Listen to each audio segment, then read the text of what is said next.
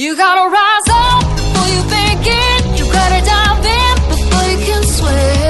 You gotta give it all to win. We're going all in. Hey everybody, welcome back. Besties are back for the All In podcast. The Queen of Quinoa, Freeberg, is here. The Dictator, Chamath, and of course, Rain Man, David Sachs. And it's been a big week here in Silicon Valley with Airbnb and Wish both going public for over $100 billion combined. Anybody get their beak wet on that one? Oh, hey guys. Oh, what? How are you, David? Yeah, I might have gotten my beak wet on a couple of those. So, a little beak wet. Huh? Well, you know what? In celebration of your recent victory with Airbnb and Wish, I will. Oh no, I can't zoom in on my merch, but I've got my unofficial wet your beak mug. So for those of you wondering, we have to get a little bit of housekeeping out of the way first here. The merch has gone crazy. Have you guys been watching merch on Twitter? Of course. Anybody got favorite merch or thoughts? I got some of those mugs. I think they arrived today. They look great. It's amazing, and you know the best decision we made was not to let you sell T-shirts, Jason, because you would have milked this for every nickel you could, and instead we open sourced it to the fans, and they've just gone crazy with it. I mean, literally. I know that hurt you. I know that hurt you a little bit. I mean, the problem I'm having here, no advertising. I'm picking up all the production cost here. I'm sending you guys equipment. You maniacs lose the equipment every time. You go from one of your estates to another estate. I'm sending equipment to 4 different places. Ugh. Anyway, we've got a special, very special episode for you today. We are doing, drum roll please, we're going to add some sound effects to this afterwards. We're going to do the Bestie Awards today. So we're going to go through the biggest winners in politics and business and cultures, and of course the losers, the flashes in the pan, the best business moves, the stupidest business moves. We got a lot to get through. But just in terms of housekeeping, again, the All In Syndicate is up and running. I think there's 4,000 people have applied in 10 days. Let's just talk about the market cap of Airbnb, or Wish for that matter. What round did you invest in Airbnb? Series C. Was that the Founders Fund round? Yeah. Congrats. Thanks. Oh, that's so yummy. But to be honest, that was already over $1 billion valuation, correct? Yeah. It was. I mean, but it's still an like 80 or 100x, right? It's like a 40x, right? 40x. It's like 40. It's like a 40x or something like that. So thank you, Brian Chesky. Thank you, Peter Thiel. Peter led that round, and Brian was looking to include founders in the round, and in addition to it being led by Founders Fund, and so Peter introduced me, and that's how it happened. Wow, fantastic! I did not get my beak wet on that, but I did mention Airbnb on my podcast, and that, I've been trying to get Brian on the podcast for, I don't know, a decade. And I said, I know you guys want to have him on the pod. I've asked him like literally every year for 10 years, but I don't think he likes me. And then he emailed me and said, I listened to the podcast. I like you. And I was like, oh, okay, great. Will you come on? He's like, I'll come on. So he's going to come on this year, I think, which will be great for This Week in Startups. Well, I think Brian and the whole team really did a masterful job of navigating through the whole COVID crisis. I mean, everybody forgets how negative the publicity was. People were talking about Airbnb as COVID roadkill back in April. I tweeted a CNBC headline from back in April wondering whether Airbnb was even going to survive. And they navigated the crisis. They did have to cut headcount, but they made the company much more profitable. But they also did great things for both the renters and the host. At the company's expense, they refunded something like $250 million to users who had canceled reservations, but they gave the money to the host to keep them afloat. So they really did a great job navigating this whole crisis. It's a pretty great company. He obviously cares deeply. It was very hard, I think, for him to cut all that staff at that time. Right. It was kind of a tough decision. But they were very generous in how they did it. Yeah. So congratulations on getting the beak wet, Sachs. And Chamath, I got a bunch of inbound You had filed to sell some shares of Virgin Galactic. I saw you tweeted about it and you wanted to be transparent. People asked for you to address it up front on the show. So go ahead. Yeah, I have a lot of projects that I intend to fund in 2021. I'm probably going to put another, I don't know, I think the forecast was almost $2 billion to work. And I needed to manage my liquidity for this year and make sure that, I could continue to make all those investments and fund all of the other things that I need to do. And that's why I did it. And you're still a significant shareholder, I assume, and you believe in the company. Yeah, I mean, I remain completely committed to that business. It would have been better if I could have sold something else, but it's not quite possible. And when you leave the tax year, you just have to make these decisions to lock in some gains against other losses. And would have loved to have not had to do it, but I needed to manage my liquidity, and so I sold. It's a small portion of what I own. So yeah, that was sort of my point. This is a small portion of what you own, and I mean, this is something that, in poker and in business, you got to manage your chip stack and you got to manage your bankroll. So today we're going to do the besties. This is our first attempt at talking about, it's our award show for 2020. Let's leave it at that. Let's start out with the biggest winner. Hold on a second. How much weight did you lose? Because it's either that you're still fat and you have wait. It's either you're still fat and you have an incredible camera, or you've actually lost weight. And this reminds me, by the way, I would like to tell a story. No. 4 years ago. Oh my God, here we go. Jason and I make a weight bet. Okay, just don't say the dollar amount. I think it was like $10,000 a pound. Whatever it was. Anyway. Jason, he would get 10th. He was about to do, and this is incredible. Jason comes to us 5 years ago and says, "Guys, you won't believe it. I'm doing a show on NBC, a reality TV show.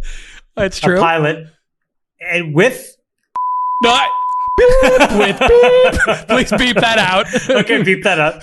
Beep that out so I don't get canceled. Oh my God, that guy seems like a train wreck. But okay, that's fine. You're gonna do this pilot with beep beep. And NBC. NBC. And don't you need to, be in fighting shape? And he said, yes, I need motivation. So I said, here's motivation. Let's make a weight bet. You need to be under 190 pounds. And I'll pay you $10,000 a pound that you're underneath. You pay me $10,000 a pound over. Yeah. It was like 6 months later, and I'm hosting a poker game.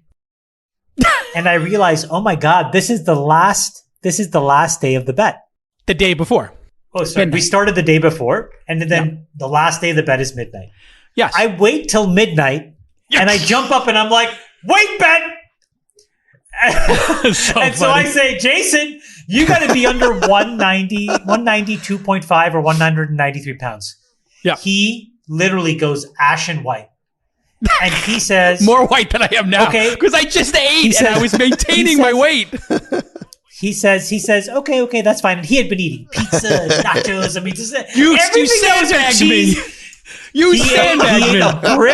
He ate a brick of brie. I swear to God, that brick of brie. And then he says, Freeberg, you won't believe this. He goes, guys, I just need 5 minutes before the weigh-in. And then he goes to our guest bedroom and tries to take a shit. That's not true. What is that? There was no code 13 in this story. You're fabricating now. He tried to shit out 5 pounds. I took a leak. Who can do that? That's fair. After eating all that pizza and cheese and nachos and everything. Anyways, he loses the weight bet. And he says, Chamath, this is completely unfair. I'm not going to pay you. He was like 196 pounds. I'm not paying you this money. Like 1 pound over.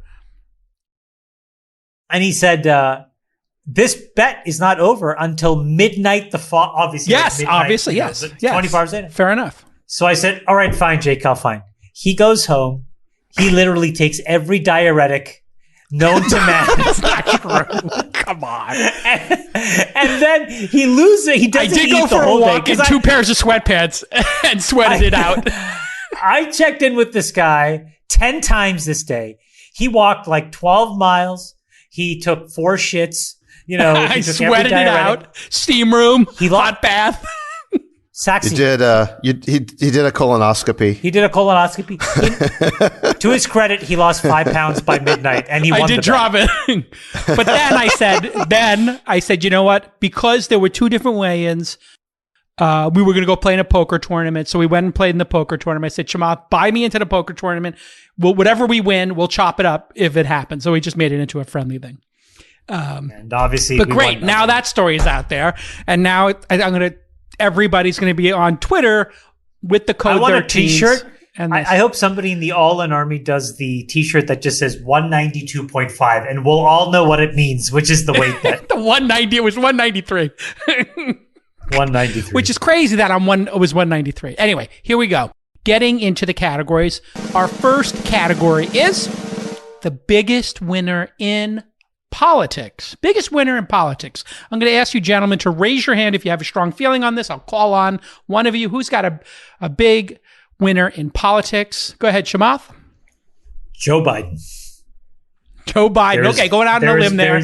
Joe Biden. I mean, let's be honest. There's nobody bigger. And actually, if you wanted to abstract it, what I would say is centrism was the big winner. And it kind of feeds the losers, which is sort of the extreme left and the extreme right. But I would say that centrism and Joe Biden were the huge winners.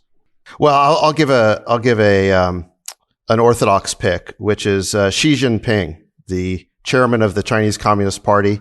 You would have thought he would have had a bad year, starting off with COVID starting in his country at the beginning of the year, but he was able. A global plague came from China, but they were able to use a very gullible WHO to launder responsibility for the catastrophe. And they took advantage of the crisis to build more client states in Asia and Africa with promises of vaccines and money. And finally, his biggest global nemesis, Trump, and then Pompeo, lost in the election. So you have to say he came out on top at the end of this year.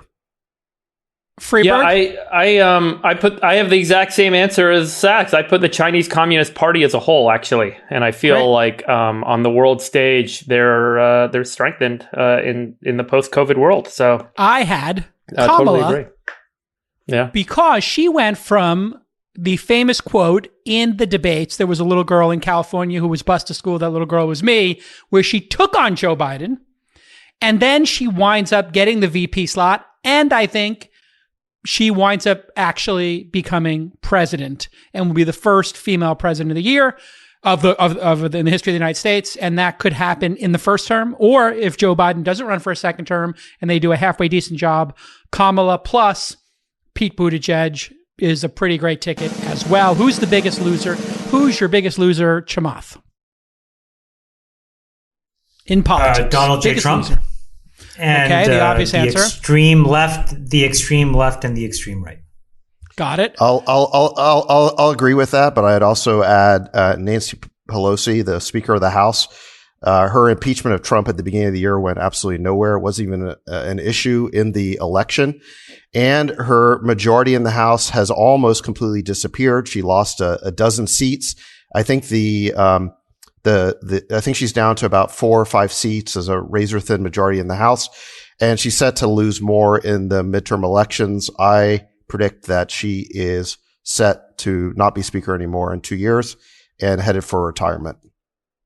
Okay, Freeberg, you got one? Biggest loser? I have the institution of American democracy is the biggest loser of 2020. I feel like we're coming out of this year with like no belief that our election was valid for a vast majority, for a sizable minority of this country. That some Democrats believe that the election was fraudulent now too.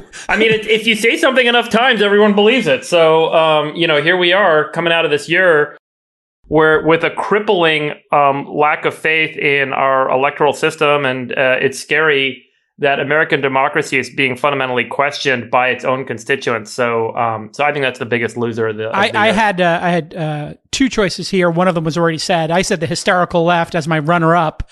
Bernie and Warren, just dismissed by Biden and Kamala. They are not even part of the discussion anymore, and they didn't even get cabinet positions. So the hysterical left and the Socialist Communist Party is out of the Democratic Party, thank the Lord. But my biggest loser, I have to say that this is the worst run of any politician I've ever seen in a year, which is Rudy Giuliani, under investigation for Les Parnas and Igor Fruman, then the bogus lawsuit elections, then farting during a hearing, then doing the Bharat shirt tuck.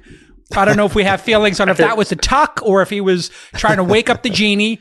And then he bleeds hair dye. Then he starts bleeding hair dye. Wake up the genie. And he got COVID, no? And he got COVID. Wait. And he's in the hospital with COVID. I mean, just think. If you think you had a shitty year. I think there's going to be... The fans of the show are now registering domain names of things we say. The upside for him is that Donald Trump's campaign is paying him $20,000 a day in legal fees. So, no, I think it was 200. No, it was 20 grand a day. Oh, it was only 20?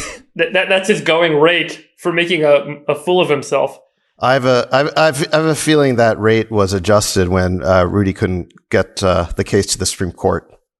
Well, we all know that Trump pays his bills on time, so it shouldn't be a problem, right? All right. Now we're going to have some more fun.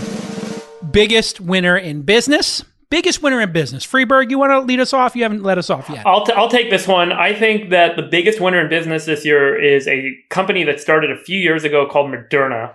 This company had a IPO in December of 18 at $7.5 billion market cap. It traded between 4 and 5 billion throughout 2019. And all of a sudden, COVID hits, and this becomes a vaccine candidate driver for Moderna, and the stock shoots up. It's worth 60 billion today. This company has not had a product that's gone to market prior to COVID, and they struggled getting this business. I wouldn't say struggle, but they never really had an application for their mRNA technology. They looked at it for years, iterating and pivoting this business. And COVID, like a lot of other businesses, really gave them an unbelievable kick. And One as might of even tonight, say a shot in the arm.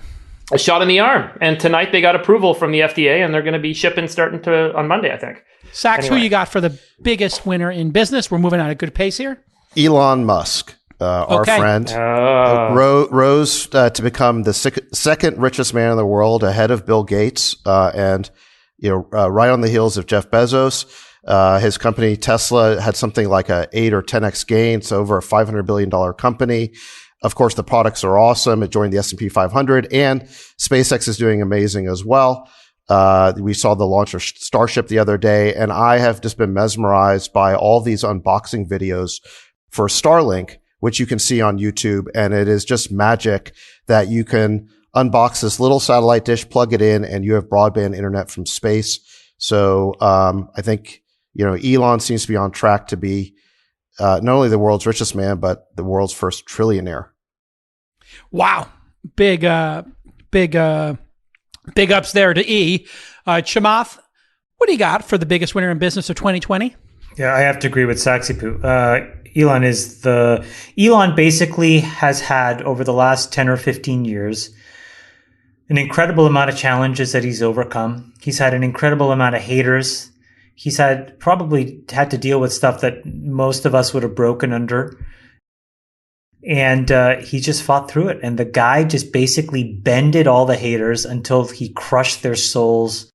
And I just think that that's incredible. Absolutely. And so Elon Musk is hands down the biggest, most obvious winner of 2020. That's the obvious winner. I'll give a couple of runner-ups here. I thought also on the runner-ups, after Elon, Zoom beating Skype, Slack video, Google Hangouts, and fixing all their China issues and getting to a $100 billion valuation is notable. Obviously, Amazon did a great job because of the pandemic. And then just as an oddball out there, I just thought Adam Silver in the NBA bubble was an incredibly bold project that was executed so well and was such a delightful business moment and also a cultural moment that, you had the NBA shutting down during the pandemic. Remember that dramatic night on a Thursday night, and they cancel the games, and then they do the bubble and it works. And that gave me hope that we could get through the virus. So those were some of my other runners up.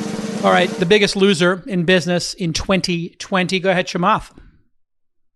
Facebook and Google exiting the year with umpteen antitrust lawsuits. I think morale must be pretty brutal over there. There's no amount of money at some point that people are willing to get paid to walk in the door every day and just have to deal with those kinds of accusations. And so, for all the good in the world that they do, it just must be really tough that they have to deal with it. But those guys, I think, are the biggest losers in business. Who do you got, Sachs? The small business person, whether it's restaurants, retail, hospitality, what have you, small business people really took it on the chin this year. I agree with Chamath about, companies like Google and Facebook losing esteem in the eyes of the public for good reason, censorship, so on.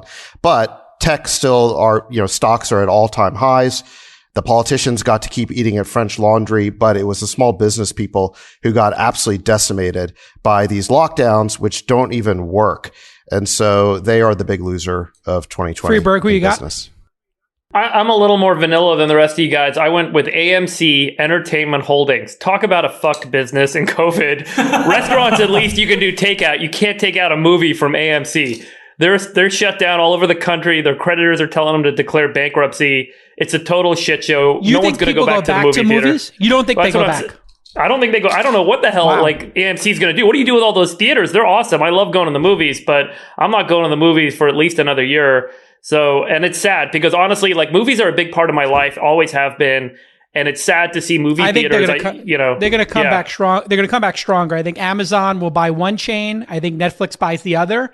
And then with your membership, you get to go and see all the range of stuff, and maybe even see Queen's Gambit in the theater. It's such a great experience, right? Yeah. I would have loved to see Queen's Gambit in a theater. Totally. There's so much you could do with theaters, and I think there's an opportunity. But man, did those guys get screwed this year? Well, I always thought they should do an extended edition. So imagine if when HBO or one of those did, Game of Thrones, if they had it out the day before in movie theaters or the week before or 2 days before, and they did an extra 10 minutes, people would love that. My biggest loser was, of course, same as David, real world businesses, absolutely demolished.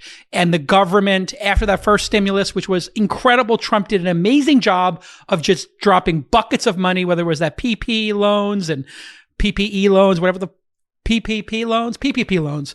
All this stuff was incredible. And then what complete, utter bullshit and incompetence from our government that they couldn't get the second one done. It's absolutely fucking infuriating that the Democrats and the Republicans, these selfish fuckers, couldn't get another $1 billion dropped on people's head. And here we are in December. That shit needed to drop in August or September, not December. It's just absolutely disgraceful. I'm just disgusted that they couldn't even get some more money to people who are suffering unemployment and these restaurants. 100,000 restaurant closures by the end of 2020. It's just unconscionable that the stock market is ripping and we can't get just some money in people's pockets. Just drop the money. It's infuriating. And we're sitting here at the taping of this that it might actually happen. Okay, biggest winner in culture. Who's got a big winner in culture? Anybody got one? I got the Black Lives Matter movement, and I think it was such a meaningful and impactful kind of shift in how people were thinking fundamentally about behavior in society. It's still persisting. There's corporate action, there's state action, there's regulatory action, and I think it's a meaningful movement that's going to persist. I think it came at a time when we all felt a lot of people felt locked up in their homes. People were angry. People were frustrated with the system. And it just was a very poignant moment, especially occurring during COVID, that it really took hold. I think it's going to last. And I think that the movement itself is going to spawn a lot of change. Yeah, I think it's well said. David, who do you got in culture? Baby Yoda. Star. So you went pop culture on that one. Yeah, star of the Mandalorian show. His ascent to icon status helped Disney get 86 million subscribers. Grogu. For Disney Plus, which just blew away expectations and has established Disney Plus as the main rival to Netflix. Do you think Netflix You think Disney will pass Netflix, correct? I don't know if they'll pass them, but they're now certainly going to be a major rival to them. I think they pass them. Okay, Chamath, who do you got? Culture? I would pick a combination of Fortnite, Roblox, and Among Me, which I think has for at least a lot of high school and middle school kids, but maybe a lot of adults, the only form of social interaction that we've had for an entire year. What a great selection. And I think it's important to understand how much lonelier we all would have been and how much more mental illness and depression we all would have dealt with if we couldn't have even just talked to our friends. And I think that there's something really beautiful that those games did for people. That's a good one. I went with podcasting. I think on a cultural basis, Joe Rogan and what's happening in podcasting, these long form discussions, even this podcast has become just an amazing, amazing movement. And people are having better discussions. And I consider it the antidote to what's happening on social media. When people hear us discussing stuff on this podcast, they feel like they ate something nutritious. They had a great salad. They had some healthy food. And then when they're on social media and they consume the same tweets that we're doing, they feel like it's junk food, right? And so I think that podcasting, long form discussions, listening to each other, maybe, Republicans and Democrats, left, right, everybody listening to each other, and podcasting is just such a great medium for discussion. Who is the biggest loser on a cultural basis in 2020, Mr. David Sachs? The media, starting with the New York Times and other sort of elite media. They ripped the umpire jersey off their backs to go after Trump. Well, they got him, but at what cost? Half the country will never trust them again. This makes conspiracy theories more likely. It makes cultural divides deeper. And they've been revealed to be corporate journalists who subscribe to and serve an agenda of their corporate masters. They've lost the public's trust. Friedberg, what do you got on the biggest cultural loser? Climate change. It took a back seat this year. It had momentum as a cultural meme. It's lost its luster, and it's been shadowed a little bit this year with BLM and COVID and lack of faith in institutions and all the other stuff that's been going on. Do you think that people now, when they see the collective response to COVID and the vaccines and our ability with science and technology to solve the pandemic, we will have a newfound appreciation for coordinated global action on global warming, David? I think, are you asking me? I think the faith in institutions has eroded tremendously this year. The WHO telling people not to wear masks and then telling them, hey, masks are good. The FDA. So you think that hits the global warming movement as well? Yeah, I think the lack of faith in institutions as well as in the media makes it really difficult for things that require a coordinated effort and a coordinated cultural shift to take hold. Are really challenged in this new kind of model where you don't know what to believe, and you don't believe institutions, and you don't believe old school, and you don't believe states, and you don't believe anything structural anymore. So it's a scary kind of moment. I don't know. I think climate change is going to have momentum with the new administration, at least coming into office in the U.S. But generally, like, institutional guidance is lost its luster. Chamath, what do you got? Wokeness. And I think when you now look at the realization of what we've gone through, people have realized that, you can be extremely anti-racist and think Latinx is just a stupid label. You can be an entirely complete 100,000 million% supporter of LGBTQ, but think that, all these complicated pronouns aren't really necessary. And I think that people are coming to a point where you can have nuance. And I think that that's really important. I think that this whole cancel culture and wokeness was incredibly corrosive. And I think that they lost. I think it's actually a great I think it's a great point you're making, Chamath, because on the last episode, I fumbled the word MX, which none of us had ever seen. We all laughed about it. And then I just had this little thing. I was like, okay, I guess this is when I get canceled, because I laughed at the fact that, or I mispronounced it, right? And the fact that I thought, even for a second, that mispronouncing this term MX, which I then did research on, and I said, does anybody know how to pronounce the word MX on Twitter? So I figured I would preempt the dropping of the podcast by bringing it up on my Twitter. And people were like, are you trolling? I'm like, no, I'm asking. And I found videos, and it turns out there is an actual controversy in the trans community where MX, some people believe means mixed, MIXED. Other people think it's MX as X the variable, as in the variable X. And so they're having their own debate. They're figuring it out. That's great. Everybody loves them. Everybody supports them. But the fact that I mispronounce it, should I be canceled for mispronouncing it? To the people that are struggling with that? Yeah.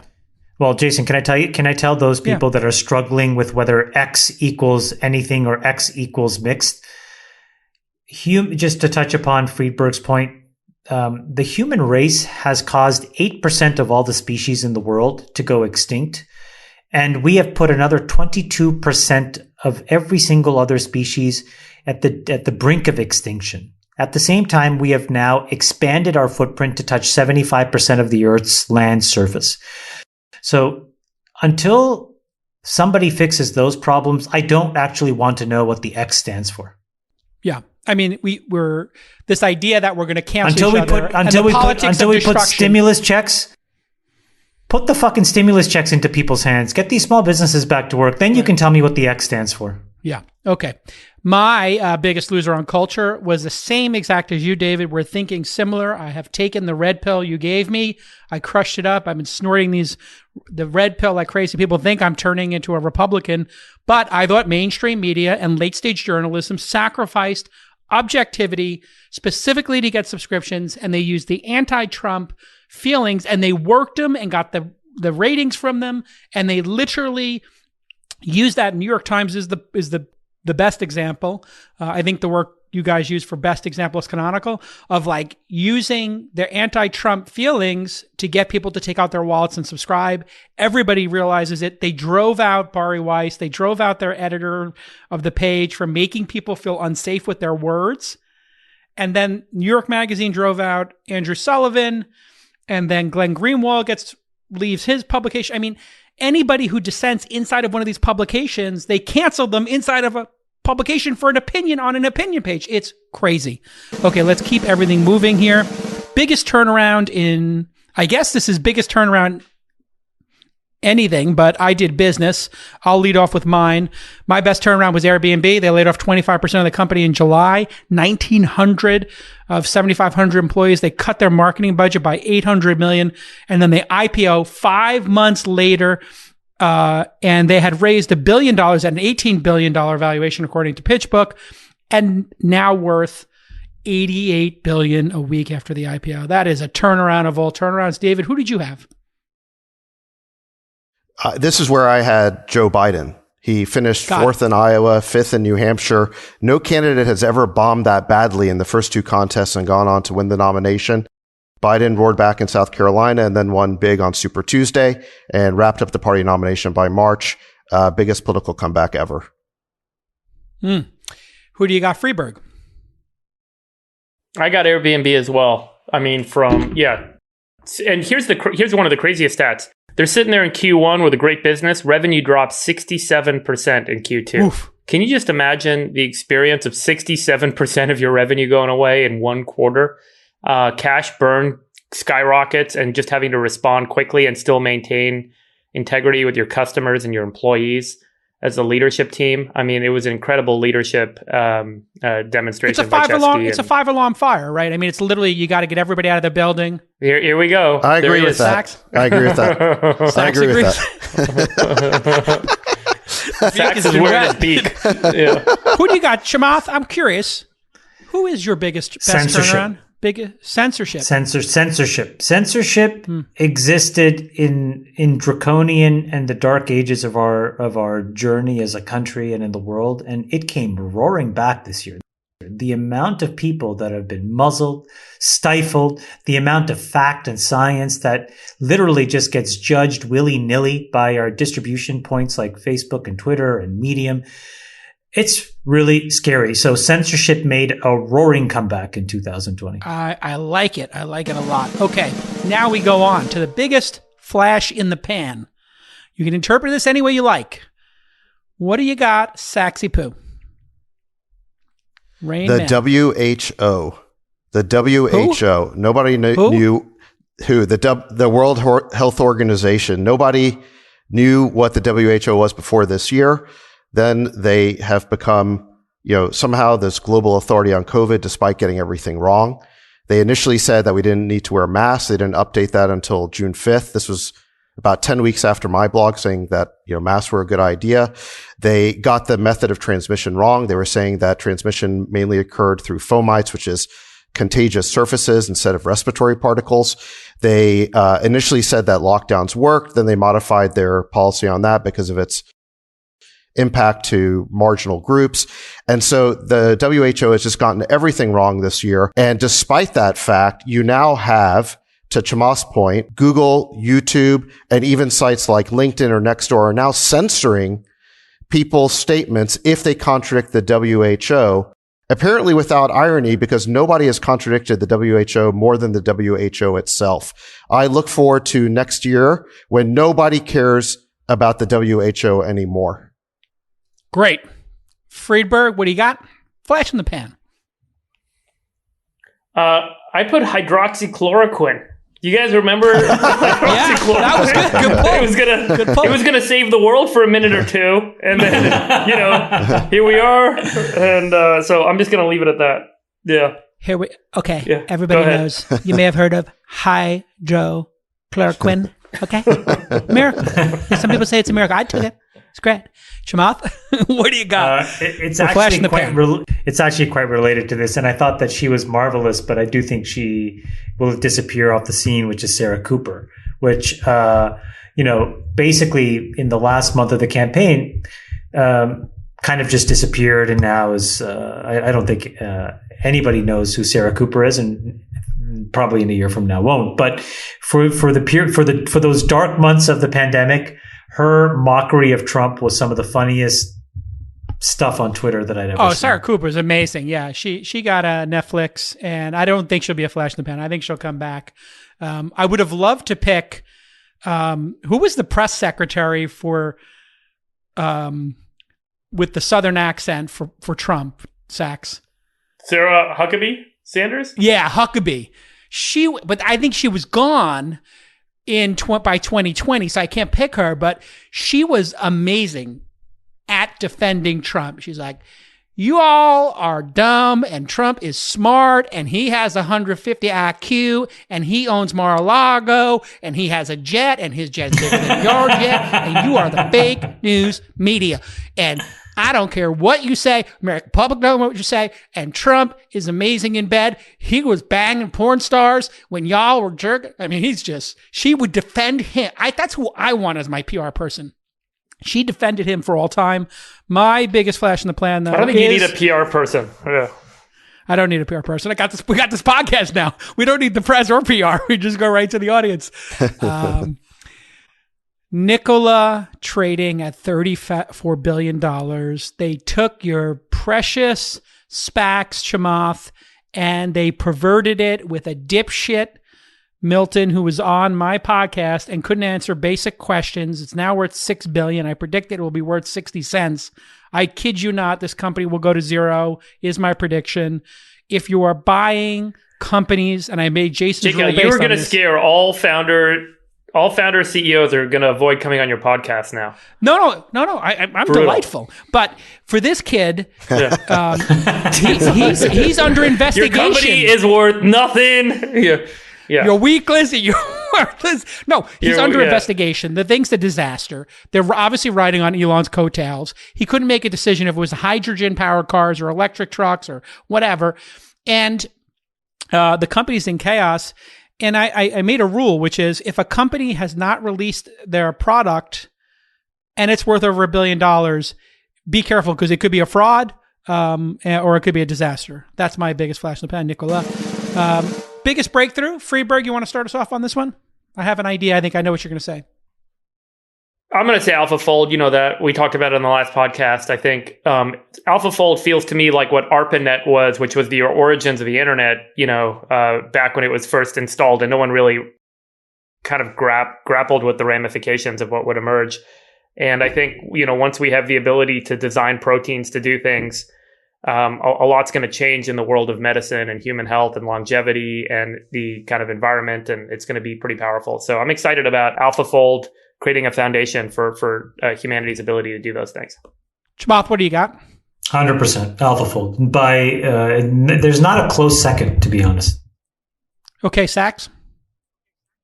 Well, as a close second, I guess I would mention the mRNA vaccines, which we talked about on the show. The ability to basically print a vaccine in 2 days, and hopefully they will follow our advice about challenge vaccines. So the next time we have one of these pandemics, challenge trials, we can respond much more quickly.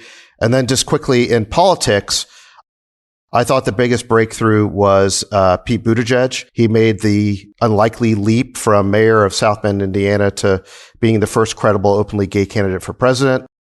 He won Iowa, sort of, along with Bernie Sanders, and was a very close second in New Hampshire. He's going to be the director of the transportation department in the Biden administration.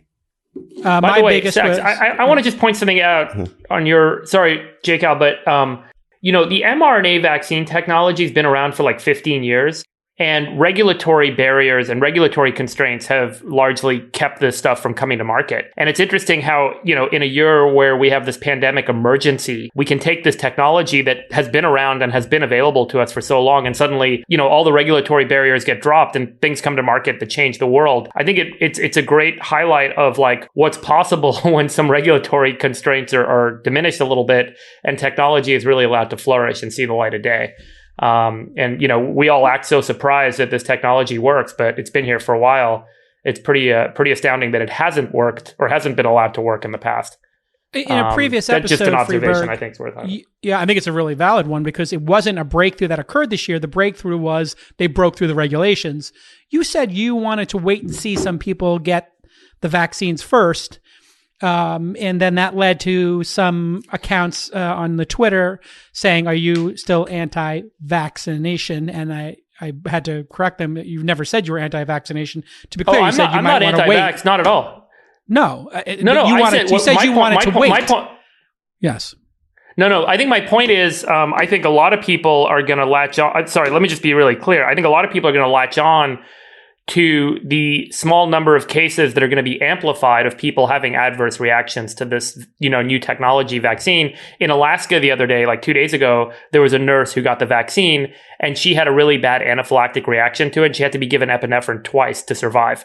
And she came out and she was fine. But it's that storytelling. That's like, they assume it should be some small percentage of people will have some reaction to this thing. But that is the storytelling that will keep people from doing this. And I think that is the biggest kind of concern.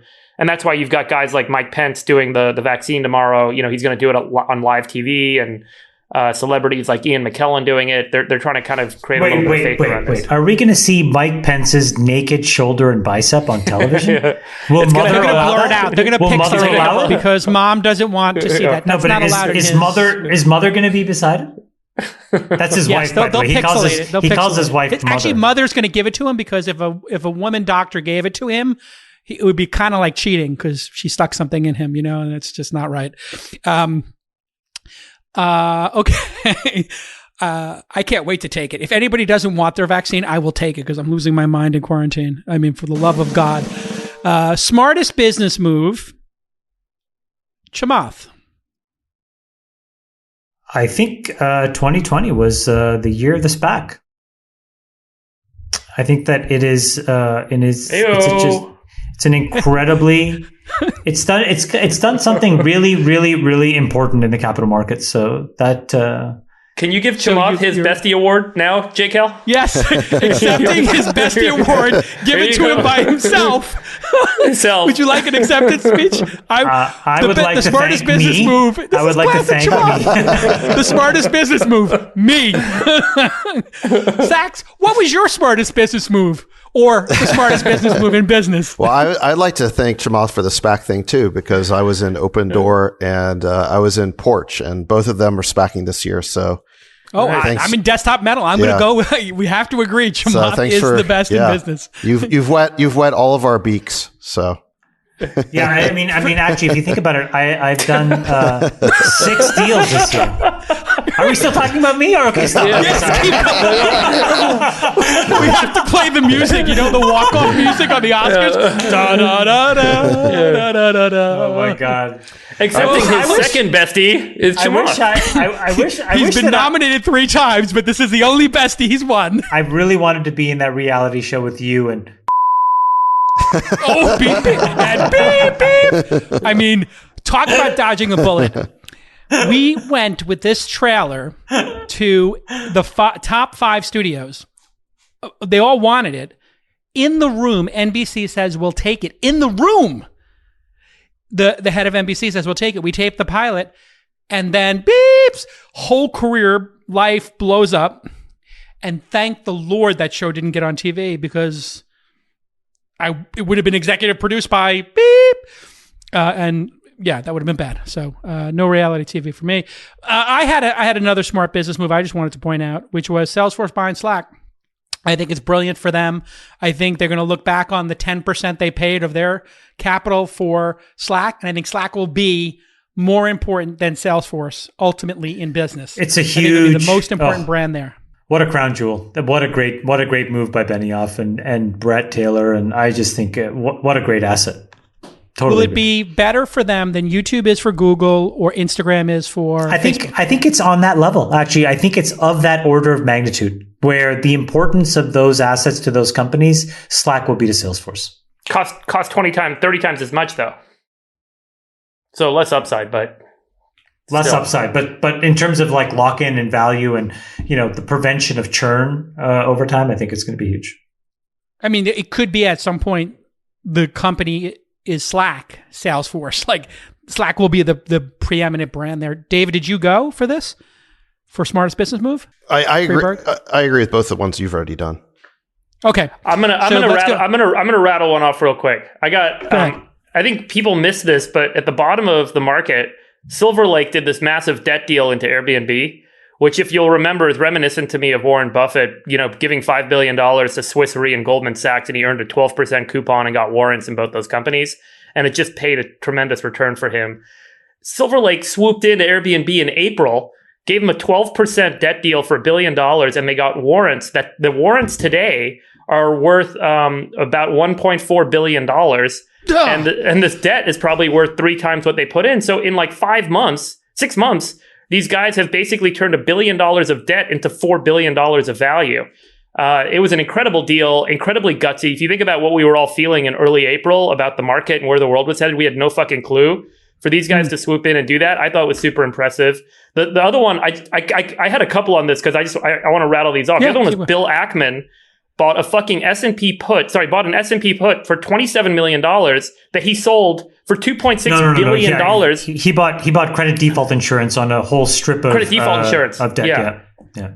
But he turned a $27 million insurance instrument into $2.6 billion of returns for his fund, and he still didn't sell his portfolio. In fact, he bought at the bottom.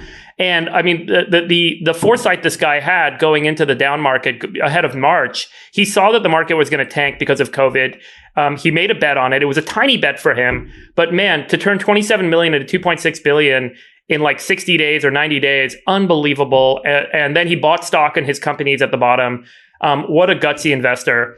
And then was there anything fugazi on that with where he had gone on CNBC and talked, and he did this whole big, No. He did it afterwards, but I think he's great. I think he's great. Yeah, okay. I think it was incredible. And my third one, which we don't talk about a lot, is Larry Ellison bought $1 billion of Tesla stock less than 2 years ago that is now worth over $10 billion. And he did it, and he joined the board. And, you put your money where your mouth is, and you take ownership. And, I don't know much about Larry, but there was a lot of naysayers about Tesla saying they were bubbly and overvalued at that time. And it was Tesla Q. He did it in the middle of the Tesla Q shorting movement. And now he can buy not just Lanai, but he can probably get Kawhi to go with it. He could buy another island. Anyway, those were three gutsy bets that I thought were worth highlighting that just really impressed me. And, you know, it's when the markets are down, when you're facing the abyss, when everyone else is telling you you're wrong and you make a big bet like that, and it pays off. That's the kind of stuff that I think returns are made from and characters built. And those are just really impressive moves for me that stood out. So there was a lot of impressive moves this year. The tide went out and came back in real quick. So there were some dumb business moves as well. Sachs, you got a dumb business move that was a highlight for 2020? The city of San Francisco biting the hand that feeds it. For years, these politicians have been shitting on the tech community, acting like the tech community was somehow a parasite on San Francisco. Well, you know, now because of COVID, congratulations. The tech community has the option to leave. You have a lot of people leaving, and there are gigantic budget deficits for the city. The schools have giant budget deficits. It's not clear how they're going to close these things. And it's looking that more and more like it wasn't tech that was a parasite. It was the politicians who are the parasites, and nobody knows how to fix the city of San Francisco anymore. Yeah. Okay. Dumbest business move, Chamath? I think it was a tough one. I think it was probably for me, the governor of California's handling of COVID. Well, I guess that's more political than business, but well, no, I mean it did impact businesses, so I think I'll allow it. I'll allow it. I think that what he showed was how naked partisanship was in decision making that should have been based on science and fact. And the quality of the decision making just eroded every single decision that he made. And then now, you know, as David said, it's kind of like you have this you have this moment where it's like, you know, the Just Eat Cake moment where he's eating at French Laundry, and the day after he's like basically shutting the whole world down again. It's very frustrating. So I think that he also was shutting down beaches, right? And then, you know, the stay-at-home orders and not letting people leave their house and go to a beach or eat outdoors. All that does is send them inside. They're going to have a party inside their house. Well, there was a great tweet. Stupid. There's a great tweet that said, you know, I'm not allowed to go to the store. I'm not allowed to go to the shopping center, but I'm going to take my child on a walk. And if anybody stops me, I'm just going to tell them I'm taking her to the nail salon. And the reason is because you couldn't walk to the park, but you could go to the nail salon. And so, you know, this tweet was just reminiscent of just how arbitrary and random this stuff was. And it had just so many downstream impacts. So I think that was a huge fail of 2020. And nobody loves hypocrisy. I picked my smartest business move with Salesforce buying Slack. Conversely, I'm picking my dumbest business move with Slack's board selling Slack. This is the stupidest thing I've ever seen. I understand they felt like maybe it was a great deal, but I would have much rather seen them do what Jeff did at Twilio. To be honest with you, I mean, I left the board, and I just don't know why. I wish I could have gotten the call because I would have bought it. Yeah. I agree with you. I think network effects are incredibly unique assets. They're very, very rare. I think we've all been around them. We've worked in them. The other David has, I have, Jason, you have. It is the single most incredible momentum driver and, you know, sort of tailwind. And when it exists, you just never give it up. And so I agree with you. I would have bought Slack if they would have given me a shot. So we ride our winners and you appreciate network effects. If you look at what Jeff Lawson did at Twilio, he started with much less, I think. He started with nothing. With Twilio. Jeff then Lawson he buys SendGrid and Segment. Their incredible. market cap has gone 12. It's 12x market cap. They went from $29 a share to $365 a year in 3 years. They're at $60 billion. Slack should have been buying other companies with their equity, and they should have built and rolled up all of the other HubSpots or whatever else is out there that they could afford to buy, Zendesk, whatever. I'm not sure that the M&A strategy was the hard part. I just think that it's when you're in the bowels of these companies, as we all know, it's super hard, right? So, I mean, I don't think you can fail Stuart and the team, but I think that somewhere along the way, just the realization of how special and unique that network effect was didn't happen, because it would have given a different team, a level of energy or comfort to kind of really go for the brass ring, as you said. And but hopefully they'll be able to execute it at Salesforce. Okay, did I get everybody's dumbest business move? My dumbest business move was myself. So I will take. Accepting the award for being a schmuck is Friedberg. I think for me and anyone else that fucking hedged or shorted the market or sold during the dip in March, I learned the most valuable lesson I've learned in my investing career to date. You just want to invest and hold shares in great businesses and not try and time markets, because that's always a loser's game and a fool's errand. And I think, worrying about the market going down or up, as long as you hold shares in great businesses, it doesn't matter. Trading is not for me. It was stupid. And I just feel like a lot of people learned that lesson this year. I've heard a lot of people that kind of freaked out and got out of the market, and then they regretted it and tried to get back in, and it was too late, and yada, yada. I read a document that someone wrote for me, and she wrote this incredible quote that I had never heard from Buffett, and I'll give it to you, Friedberg, because it's very apropos of this. Buffett had this statement, which is that it's not about timing the market; it is about time in market. And I just think that's so beautiful, because it's so simple, but it basically summarizes exactly what you said, which is get in, close your eyes. And if again, unless for liquidity, you just don't ever sell. Yeah. It's a fool's errand to try to time the market, sit on your hands, ride your winners. And he always said, listen, if I own this business and I love it and it's at a discount, I should want to own more of it. I believe that was another Buffett. I don't know the exact quote. Let's go to smartest political move, and we'll go to our token Republican, David Sachs, for that. Well, it's funny you identify me that way, because my smartest political move goes to Congressman Jim Clyburn, Democrat of South Carolina, for endorsing Joe Biden just before the South Carolina primary. A number of people on the Biden campaign were panicking. They wanted him to do it early because Biden had bombed in Iowa and New Hampshire, and Clyburn kept his powder dry and endorsed Biden at the absolute perfect time. It caused Biden to win South Carolina, and that led him to sweep on Super Tuesday. Jim Clyburn was the kingmaker of 2020. Without him, Joe Biden would not be president. Wow. Okay. Who do you got, Freeberg? Smartest political move of 2020 was Joe Biden staying quiet, hanging out in his bunker, and letting Trump do his own damage. End of story. I feel like if that Biden knew that it wasn't his election to win, it was Trump's election to lose, and I think he let him go out and lose it.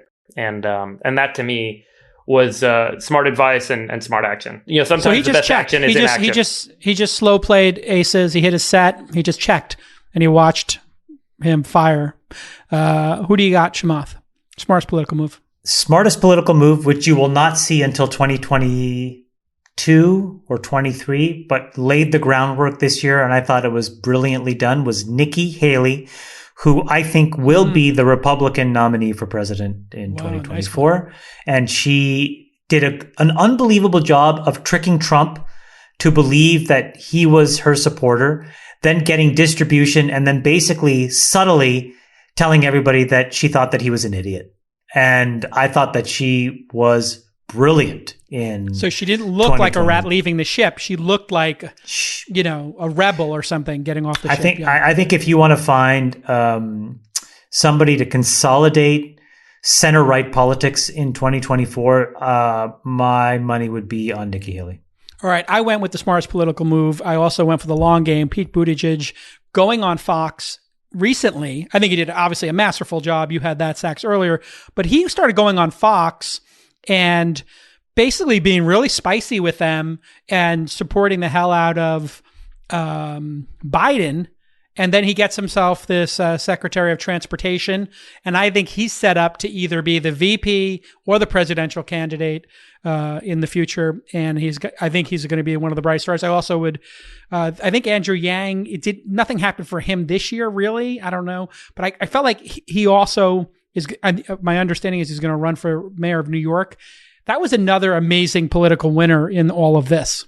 I don't know if anybody has feelings on either of those. I love Andrew Yang. I think he's fabulous. He's coming on the pod. Pragmatic, centrist, smart, capable, competent.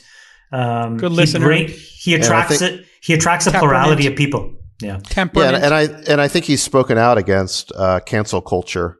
And so, whenever I see somebody in the left speaking out against cancel culture and censorship, like the way Chamath has, that definitely, to me, elevates them in my book. Are you saying Chamath is someone from the left? Well, it's amazing how much we agree on, Well, I mean, I think that you have this left and right definitions, which have become very hard to understand. And I think what we have to get back to is the American principled idea of freedoms and opportunity, right? And I don't think either of the parties actually were representing that properly. Dumbest political move of the year. I think I know where everybody's going to go with this, but I would like to. Rudy Giuliani's press conference at the sex shop. I mean, how amateurish is that group of people? The Four Seasons gardening. We're going to be at the Four. Were they trolling us and trying to get press for it? I don't understand that one. Unbelievable. So you go with Rudy Giuliani for the dumbest political move. Sachs, what do you got? I have a feeling I know what Sachs got. Well, I got a tie here between one was defund the police. As a political slogan, the whole country. The BLM movement had the whole country on its side. After the George Floyd video came out, everybody was in favor of sensible reforms to control the use of force by the police. And then they introduced the slogan of defund the police, and it scared voters across the country into voting for Republicans in Congress. And it probably cost Joe Biden not the presidency, but Congress. And my tie, the other half of that was Donald Trump refusing to wear a mask or to endorse masks. He finally did it, but it was 2 or 3 months too late. If he had just gotten on board with masks, it would have been a very easy thing to do. Politically, personally, that could have made the margin of difference. He might still be president if he had gotten on board with masks about 3 months earlier. Freeberg, what was your dumbest political move? I put making masks political more broadly. Both the left and the right pointing fingers about masks. I mean, this is like a human life issue. And, kind of shaming the Republicans for not wearing masks and making it about we're the right guys, you're the wrong guys. Everyone should have avoided pointing fingers and avoided not doing it because the other side was doing it. And it should have never, ever been allowed to become political. It was pure science. It was about saving lives. And I think both sides are to blame. The Democrats tried to make the Republicans look bad because they were advocating for masks and they shouldn't have done that.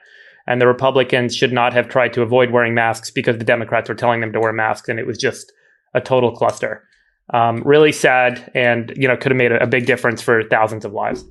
I too put Trump not advocating for masks as my dumbest political move. I believe he nailed the stimulus, that first stimulus where he just dropped the $1,200 checks and the PPP and everything. He obviously nailed, the Operation Lightspeed and the vaccines. He didn't get credit for it. I don't know if that was political or not, that they dropped them the weeks after the election. I think it was. I'm a little bit cynical about that. But my God, is there nobody that this man would listen to? And they must have all been telling him in unison, hey, dipshit, put the mask on. We'll win the election. In July and August, the numbers started to go down precipitously. And everybody, Fauci, everybody with half a brain was saying, second wave is coming, wear masks. And he refused to take that stance. And not only did that, he doubled down like the moron he is and started doing rallies. This person is such a complete idiot, grifter, and just imbecile that he couldn't see the clear path to victory. And he was tempting fate. And of course, he winds up getting COVID. I mean, the idiocracy of the moment is just so profound. He absolutely would have sailed into that second term. We were sitting here on this very podcast, and we all believed he was going to sail into the second term when the market started ripping back and the COVID numbers went down.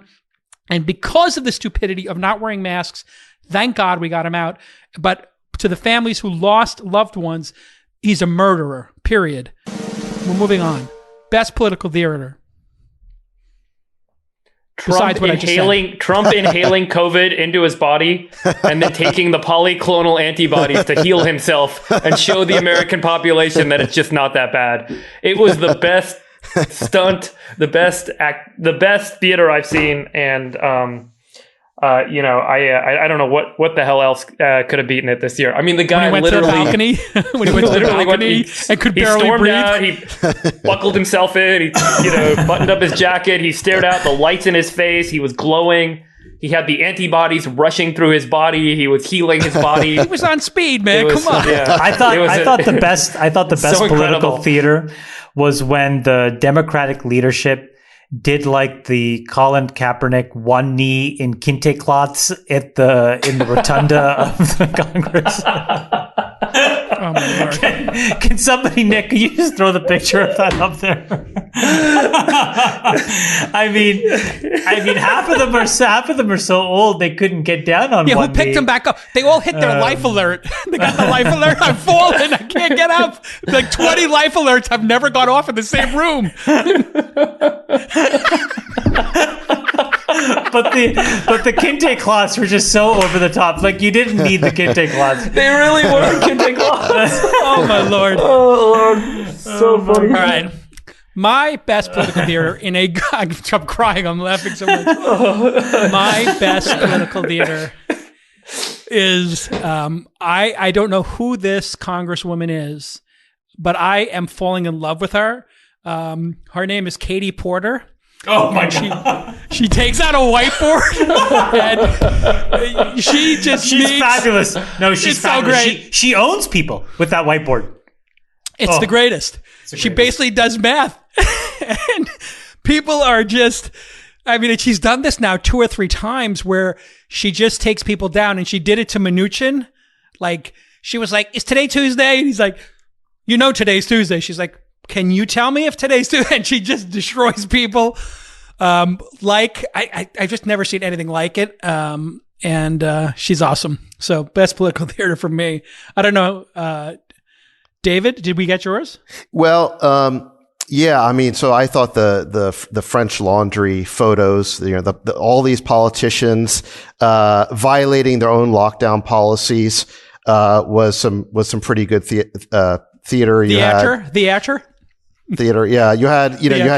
You had Gavin Newsom and London Breed dining at French Laundry. You had Nancy Pelosi going to that hair salon. Any Republicans do something like that? Well, I would tell you if I knew of any, but Trump rallies? The Republicans, but the Republicans haven't been supporting lockdowns. So, look, if there was a Republican who was supporting lockdowns. How about the Rose Garden Supreme Court, where they had a super spreader event at the White House? But they weren't. But that wasn't political theater because they weren't violating their own policies. Oh, I see. They were saying that people could take the risk. Got it. Okay. I'm picking these politicians because they're it's the hypocrisy. The one I loved the best out of all the hypocritical politicians was the one who was like, please stay. It was the governor of some place, Colorado or something. And he's like, please stay home with your family. Do not travel for Thanksgiving. It's going to be too dangerous. And then they find out he did that tweet while at a Southwest gate going with his family to Thanksgiving. And they literally have pictures of him on his phone, and the picture was timed at the timestamp of the tweet, if I have my understanding correct. I forgot the guy's name, but there were so many of these. Yeah. Well, let me give you another one. There was the LA County Supervisor, Sheila Kuhl, cast the deciding vote to shut down outdoor dining in Los Angeles, only to be photographed eating at El Fornallo in Santa Monica 2 hours later. So it's just completely hypocritical, and this is why there could be a big recall next year in California. I think we have to put political theater as one category of just loathsome political theater, because we're going on to worse political theater, and the stuff we've seen has been pretty horrific. I'm going to lead us off with my worst political theater, which was the banning of TikTok was absolutely the right thing to do. And then they just handed it off as like a gift to Oracle to make money and maybe be their server farm. I don't understand. We were supposed to ban it and get it the fuck out of the App Store. And that was just terrible political theater. Anybody else got more political theater that we'll put in our loathsome political theater? Well, Jason, just so you understand that I'm being politically even-handed. This is where I had Rudy Giuliani and his tour of self-immolation from He did melt. Right. From the press conference in front of the crematorium to the hair dye meltdown to the Borat video. All right, we need to hold on. I'm gonna call an audible. I'm calling an audible here. We're gonna have a new category to getting COVID. Worst Rudy Giuliani moment. Can we have a Giuliani award? Can we have the Giuliani award next year? Yeah, Giuliani award for self-immolation. Self-destructive? Yeah, right. The self-immolation award. What is the worst Giuliani moment? Oh, I think the saddest moment was the in the Borat thing. That was sad because you just felt like this is an old broken man. Yeah. It was creepy and it was just sad. He was like desperate and he was creepy and it was. But the worst Giuliani lifetime award. The worst though was actually, if you listen to the testimony when he farted, it was really terrible. Twice? It was really terrible, actually. If you listen to the testimony, you're just like, what is this guy saying? It's out of control. Well, also, I think we have to cut into here. The poor woman sitting next to him, who's clearly in range. I mean, she's in the blast zone. He rips it. He rips it. And she looks him. She gives him side eye. But she is so scared to react to such an obvious carpet bombing that she just keeps a straight face, but her eyes go whoop. That was unforgivable. Must have been a stinker. I mean, it was loud. It had resonance. It was, yeah. Can I give one other example? And I don't know whether this is best or worst theater, but the congressional hearings with the tech CEOs, where the senators grilled all of the tech CEOs, and it was definitely political theater. But on the other hand, they all deserved it, and there's going to be more of it next year. Okay, let's do lightning round. I put that one as my worst political theater because I thought what was so depressing about it was how little the congressional the Congress people actually understood of these businesses. And they went off on rants and tirades about, you're blocking Republican voice on Twitter and you're doing this. And none of it actually focused on, the monopolistic practices that was the intention of the hearing in the first place. When they actually got into those points, when they tried to talk about how the ad networks work and how targeting works, they didn't have any clue. The people really inside these companies don't even know how it works, and they built it. I mean, these things. I know. I'll tell you. I just think it's really sad that that folks in Congress, honestly, are so disconnected from understanding technology and understanding, modern business practices, and they can't actually, tackle the real issues. And it makes neither me a does the scared. squad. Yeah. I mean, AOC didn't understand what a tax break was. I mean, so even the no young clue. ones don't understand stuff. I mean, we're getting the worst possible representation. Okay, now we're going to go to lightning round with our final two categories. Best meme.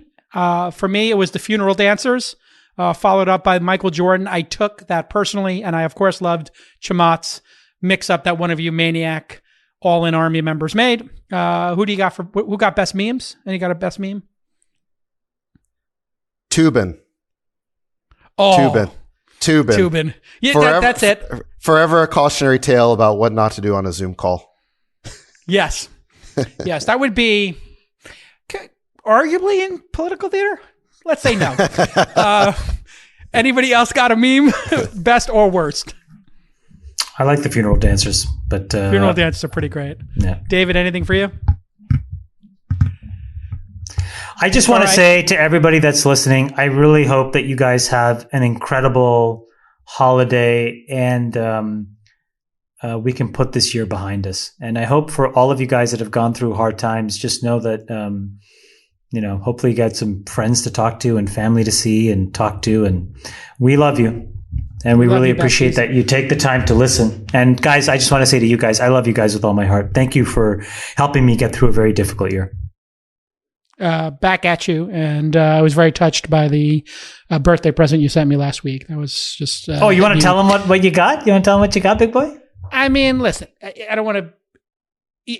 Chamath, I get a big crate at the house. I was born in 1970, and he got some of the best wines from 1970 and put them in a box. And, you know, I literally had to put them on a shelf and say, do not drink these. These things cost as much as the Teslas in the driveways. I mean, some of these bottles are ridiculous. And I hope to crack them all open with you guys at the house in happy 50th birthday, big boy. It's a big Thanks, milestone. Yeah. Well, you know, it was a little bittersweet, obviously. You know, I was going to have some kind of party or anything like that. And then what made it particularly hard and challenging was my birthday was on Saturday, and my friend Tony Hsieh died on Friday on that day. And I had been dealing with Tony Hsieh being in a coma for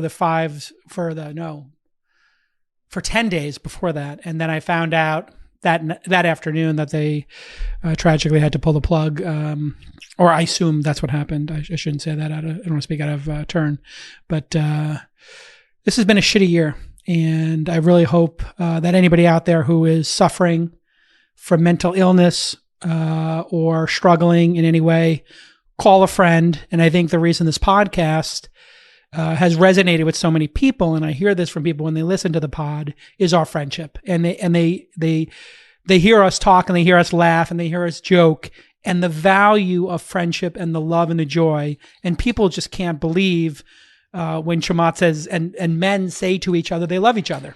And they can't believe that Sachs almost is able to say it. And there's people think by episode 25, Sachs will be able to say it back to us. But we'll try right now. We'll see if we can close 2020, 21. We're all going to say, I love you, David Sachs. And then let's just see if this can work. Right, I love you, David Sachs. I love you, David Sachs. Back at you. We'll take it. I love you guys. Love you guys. Happy holidays. Love you guys. See you guys in the new year. You too. See you in the new year. Bye-bye, besties.